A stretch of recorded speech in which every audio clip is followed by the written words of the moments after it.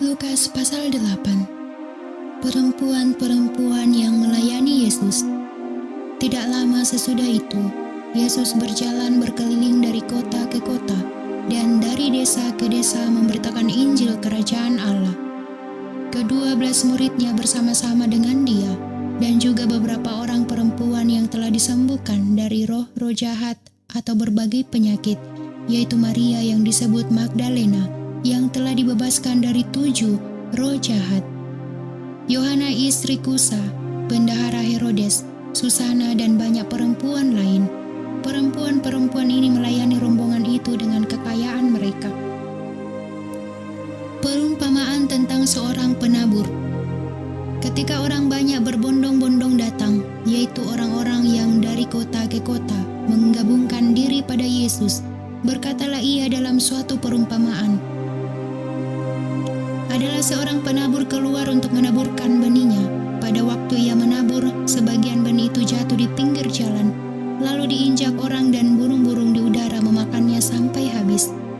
Sebagian jatuh di tanah yang berbatu-batu, dan setelah tumbuh, ia menjadi kering karena tidak mendapat air. Sebagian lagi jatuh di tengah semak duri, dan semak itu tumbuh bersama-sama dan menghimpitnya sampai mati. Dan sebagian jatuh di tanah yang baik, dan setelah tumbuh berbuah 100 kali lipat. Setelah berkata demikian, Yesus berseru, "Siapa mempunyai telinga untuk mendengar, hendaklah ia mendengar." Murid-muridnya bertanya kepadanya, "Apa maksud perumpamaan itu?" Lalu ia menjawab, "Kepadamu diberi karunia untuk mengetahui rahasia kerajaan Allah, tetapi kepada orang-orang lain hal itu diberitakan dalam perumpamaan, supaya sekalipun memandang, mereka tidak melihat, dan sekalipun mendengar, mereka tidak mengerti."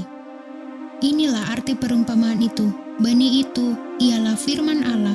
Yang jatuh di pinggir jalan itu ialah orang yang telah mendengarnya. Kemudian datanglah iblis lalu mengambil firman itu dari dalam hati mereka, supaya mereka jangan percaya dan diselamatkan. Yang jatuh di tanah yang berbatu-batu itu ialah orang yang setelah mendengar firman itu menerimanya dengan gembira, tetapi mereka itu tidak berakar. Mereka percaya sebentar saja, dan dalam masa pencobaan mereka murtad. Yang jatuh dalam semak duri ialah orang yang telah mendengar firman itu, dan dalam pertumbuhan selanjutnya mereka terhimpit oleh kekhawatiran dan kekayaan dan kenikmatan hidup, sehingga mereka tidak menghasilkan buah yang matang. Yang jatuh di tanah yang baik itu ialah orang yang setelah mendengar firman itu, menyimpannya dalam hati yang baik dan mengeluarkan buah dalam ketekunan. Perumpamaan tentang pelita.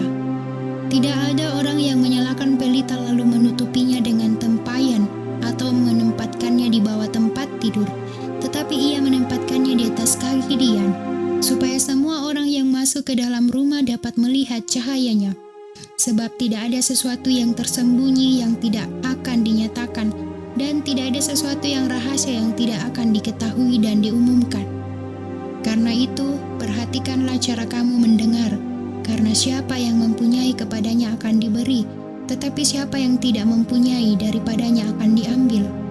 Juga apa yang ia anggap ada padanya.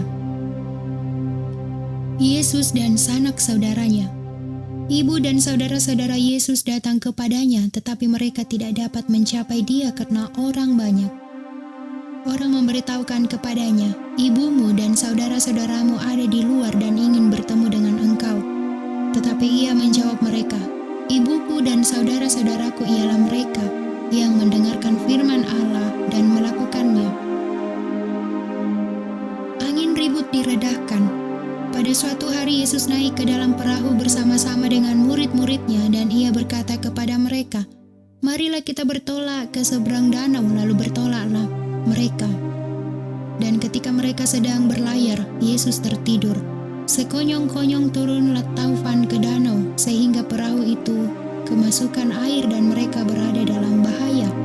Maka datanglah murid-muridnya membangunkan dia, katanya, "Guru, Guru, kita binasa." Ia pun bangun lalu menghardik angin dan air yang mengamuk itu, dan angin dan air itu pun reda, dan danau itu menjadi teduh. Lalu katanya kepada mereka,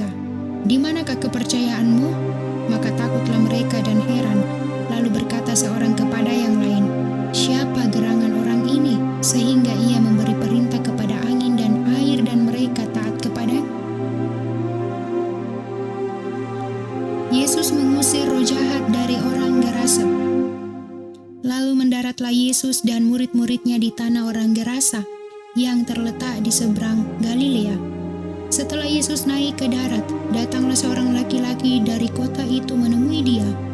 Orang itu dirasuki oleh setan-setan, dan sudah lama ia tidak berpakaian dan tidak tinggal dalam rumah tetapi dalam pekuburan.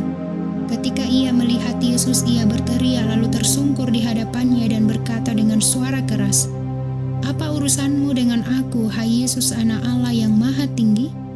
Aku memohon kepadamu supaya engkau jangan menyiksa aku." Ia berkata demikian sebab Yesus memerintahkan roh jahat itu keluar dari orang itu. Karena sering roh itu menyeret-nyeret dia, maka untuk menjaganya, ia dirantai dan dibelenggu. Tetapi ia memutuskan segala pengikat itu dan ia dihalau oleh setan itu ke tempat-tempat yang sunyi. Dan Yesus bertanya kepadanya, "Siapakah namamu?" Jawabnya, "Legion," karena ia kerasukan banyak setan. Lalu setan-setan itu memohon kepada Yesus supaya ia jangan memerintahkan mereka masuk ke dalam jurang maut. Adalah di sana sejumlah besar babi sedang mencari makan di lereng gunung. Lalu setan-setan itu meminta kepada Yesus supaya ia memperkenankan mereka memasuki babi-babi itu. Yesus mengabulkan permintaan mereka. Lalu keluarlah setan-setan itu dari orang itu dan memasuki babi-babi itu. Kawanan babi itu terjun dari tepi jurang ke dalam danau lalu mati lemas. Setelah penjaga-penjaga babi itu melihat apa yang telah terjadi, mereka lari lalu menceritakan hal itu di kota dan di kampung-kampung sekitarnya. Dan keluarlah orang-orang untuk melihat apa yang telah terjadi. Mereka datang kepada Yesus dan mereka menjumpai orang yang telah ditinggalkan. Setan-setan itu duduk di kaki Yesus. Ia telah berpakaian dan sudah waras, maka takutlah mereka. Orang-orang yang telah melihat sendiri hal itu memberitahukan kepada mereka bagaimana orang yang dirasuk setan itu telah diselamatkan. Lalu seluruh penduduk daerah Gerasa meminta kepada Yesus supaya ia meninggalkan mereka, sebab mereka sangat ketakutan. Maka naiklah ia ke dalam perahu lalu berlayar kembali. Dan orang yang telah ditinggalkan setan-setan itu meminta supaya ia diperkenankan menyertainya. Tetapi Yesus menyuruh dia pergi, katanya, "Pulanglah ke rumahmu dan ceritakanlah segala sesuatu yang telah diperbuat Allah atasmu." Orang itu pun pergi mengelilingi seluruh kota dan memberitahukan segala apa yang telah diperbuat Yesus atas dirinya. Yesus membangkitkan anak Yairus dan menyembuhkan seorang perempuan yang sakit pendarahan. Ketika Yesus kembali, orang banyak menyambut dia, sebab mereka semua menanti-nantikan dia. Maka datanglah seorang yang bernama Yairus. Ia adalah kepala rumah ibadat. Sambil tersungkur di depan kaki Yesus, ia memohon kepadanya supaya Yesus datang ke rumahnya. Karena anaknya perempuan yang satu-satunya yang berumur kira-kira 12 tahun hampir mati. Dalam perjalanan ke situ Yesus didesak-desak orang banyak. Adalah seorang perempuan yang sudah 12 tahun menderita pendarahan dan yang tidak berhasil disembuhkan oleh siapapun. Ia maju mendekati Yesus dari belakang dan menjamah jubahnya, dan seketika itu juga berhentilah pendarahannya.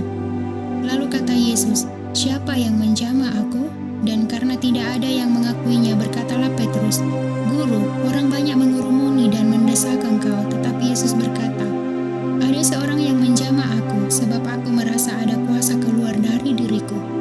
Ketika perempuan itu melihat bahwa perbuatannya itu ketahuan, ia datang dengan gemetar, tersungkur di depannya dan menceritakan kepada orang banyak apa sebabnya ia menjamah dia, dan bahwa ia seketika itu juga menjadi sembuh. Maka katanya kepada perempuan itu, "Hai anakku, imanmu telah menyelamatkan engkau, pergilah dengan selamat." Ketika Yesus masih berbicara, datanglah seorang dari keluarga kepala rumah ibadat itu dan berkata, "Anakmu sudah mati, jangan lagi engkau menyusah-nyusahkan guru." Tetapi Yesus mendengarnya dan berkata kepada Yairus, "Jangan takut, percaya saja, dan anakmu akan selamat." Setibanya di rumah Yairus, Yesus tidak memperbolehkan seorang pun ikut masuk dengan dia, kecuali Petrus, Yohanes dan Yakobus dan ayah anak itu serta ibunya. Semua orang menangis dan meratapi anak itu. Akan tetapi Yesus berkata, "Jangan menangis, ia tidak mati, tetapi tidur." Mereka menertawakan dia karena mereka tahu bahwa anak itu telah mati.